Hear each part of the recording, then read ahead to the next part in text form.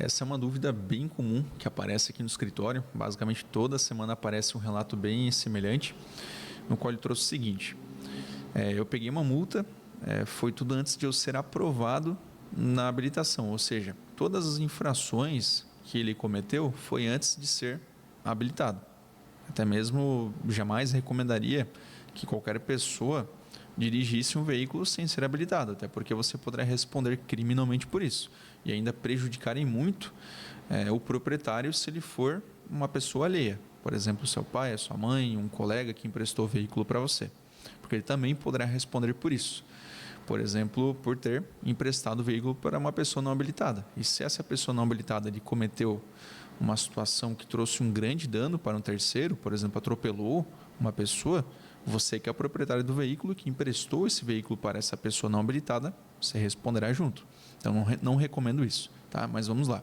Continuando aqui sobre essa dúvida que ele trouxe.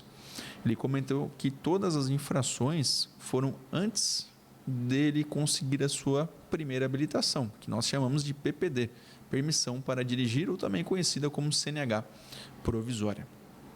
E a dúvida dele é se essas infrações cometidas anteriormente à obtenção da habilitação, se ele será prejudicado agora que ele tem a CNH em mãos. E a resposta é não. Justamente porque você não pode ser penalizado por um fato anterior, uma situação antiga. Então, toda pessoa não habilitada que vier a conduzir uma moto, um veículo e, por exemplo, ser flagrado numa fiscalização da lei seca, ou avançar o sinal vermelho, exceder o limite de velocidade daquela via, por mais que você tenha transgredido uma norma estabelecida no nosso CTB, no nosso Código de Trânsito Brasileiro, ainda assim você não será penalizado de forma administrativa. Nós estamos falando aqui sobre trânsito. Então, em relação a uma infração de trânsito, pontos na habilitação, suspensão na CNH não vai ter e nem cassação da sua permissão para dirigir, porque você cometeu essas infrações antes de ter uma habilitação.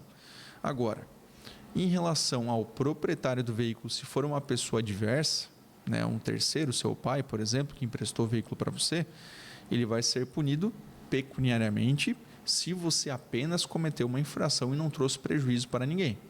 Agora, se, novamente, trouxe um dano grave para um terceiro que estava utilizando daquela via, o proprietário também responderá criminalmente você que cometeu esse ato contra outrem, contra uma outra pessoa. Então, em relação a essa questão de você cometer uma infração de trânsito antes de obter a habilitação e agora que você obteve a sua CNH provisória, você não vai ter nenhum prejuízo sobre aquela infração antiga. Agora, se você agora que está com essa habilitação provisória em mãos, se você vier a cometer uma infração grave, gravíssima ou duas médias, aí é óbvio que você vai ter consequências.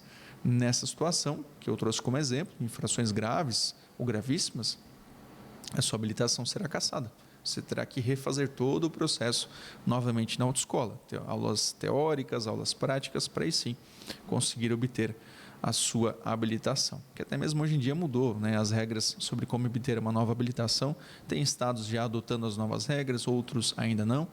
Então, como esse vídeo está sendo gravado no dia 28/1/2026, e recentemente houve as alterações, não sei como é que vai ser daqui a alguns meses, se de fato todos os Detrans irão adotar as novas regras. Mas a princípio, ainda recomendo que você procure uma autoescola, até porque lá vai ter um bom instrutor já validado, que de fato vai conseguir lhe ensinar como conduzir um veículo e posteriormente não colocar nenhuma pessoa em risco, nem a si próprio.